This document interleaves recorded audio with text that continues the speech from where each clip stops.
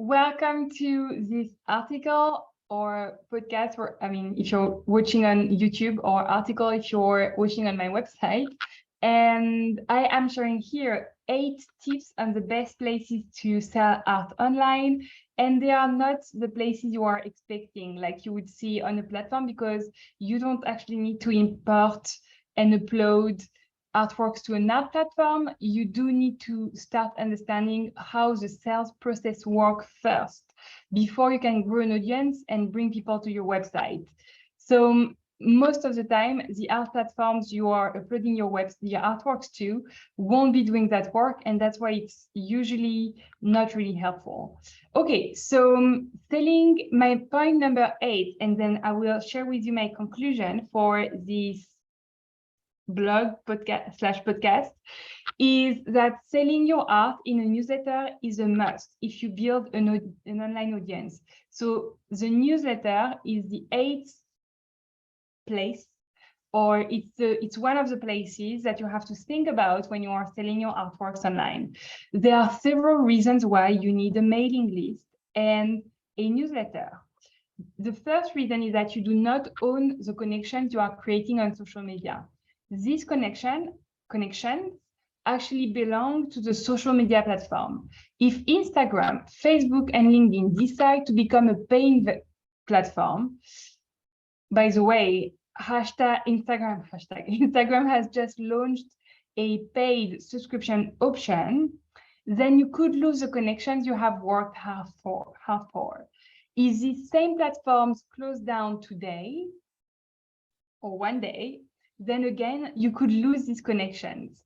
There is indeed a way to download email addresses from LinkedIn, but it's illegal to do so. And it's also illegal to force people to receive your newsletters. They need to sign up for it voluntarily. They need to be willing to be receiving to your newsletter, and you need to have a proof that they have signed up for your newsletter.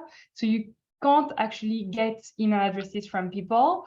On the opposite, if you have a mailing list, actually, contrary to having just social media account, you can export your mailing list, save it in a safe place, like a Google Drive or an online drive, and export it somewhere else if you need to change the platform you're using. So you own your mailing list. And it's a very safe way to protect the connections you have worked hard on making online. The second reason is that you can use that mailing list to send out a newsletter, and newsletters are very powerful. They are very different from your social media posts because they are not surrounded by all of the posts from other people. People who receive it will feel like it's directed to them. It's a message from you to them. And they won't feel like they are just watching what you're posting with a big group of other followers, like it would be on social media. It feels much more private. And that's very powerful. It's like a little bit like sending a text. So the other advantage of sending out a newsletter is that you can track who opens and reads your content and who clicks on links. When you can see that a member from your mailing list is super excited about your newsletters, then you are going to have to send them a direct message, a direct email, to invite them to purchase the artwork and get this conversation started. The other advantage of having a mailing list is that you will also know who has stopped looking at what you're doing. Because what's happening on social media is that Instagram is going to show your post to a little percentage from the people who are following you. So if the people who are following you and are looking at your post are not actually interested in what you're doing and are not interacting with your post, the people who are interested might not be seeing your post, and it will be very difficult to know who's interested, who's not interested, if people are not interacting as you would with the post. Although on a mailing list, you can also see who is not interacting. So you can remove people who are not opening the emails, and you can have real stats based on people who are actually interacting with your emails. And that's very, very helpful. So the third reason you need a mailing list is that you can use your mailing list for paid ads. If you decide to create paid ads at some point to grow your audience in an automated way, then I would recommend you to look into creating a lookalike audience. You will show this way to Facebook who are the people who are interested in what you do, and Facebook will find more people like them, so who look alike, and make your ads visible to them. One of the ways you can show to Facebook who are the people who like what you do is by uploading your mailing list. You need to have at least 100 people on it minimum, which you will get to quickly if you start growing your mailing list organically. All right, so let's conclude on this article. Being visible online consistently is important, but not enough at the same time. Your art buyers won't do the other steps of selling your artworks for you. For instance, I've heard that a lot from artists. I expect people to react to the image of the artwork and message me if they want to buy it. Have you ever had this thought that it should work like that? This is another myth that will stop you from making sales.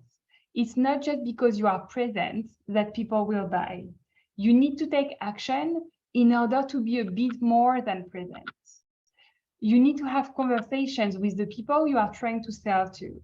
This is where the solution to all your questions is. The answers are in these conversations. If you want to start a conversation with potential buyers, you have got to start those. If you don't go to people, and if you don't say that your artworks are available, then people won't even know they can purchase your artwork. They won't acknowledge they are part of the group of people who can purchase your artworks. So remember these steps, or just take notes and make sure that you are going through them to sell your artworks. Be consistent in one place online. Understand the opportunities in that place to start conversation with potential buyers. Start those conversations and sell openly. Investigate why people want and don't want to purchase your artworks. Get back to the step 1 and 2 and improve them. In the same way, if you have a website and you are not promoting it, then people are not going to be coming to your website. If you have searched on Google where you should sell your art online, you are going to be finding thousands of platforms telling you that just uploading your artworks on them will help you sell art online. In most cases, this is not true. You might yourself be on some of those platforms and not selling. So you have got to start these conversations. All right, that's all for me. If you want to learn more about how I can help you grow your audience of art collectors and purchase your artworks, you have a link on my website just below to sign up for the Artist Entrepreneur Club and learn how I can help you there. If you're watching on YouTube, make sure to subscribe to the channel so you can learn more from those videos, because there will be more coming soon. And you can visit my website in the link via the link below this video. I hope you have a great day and take care.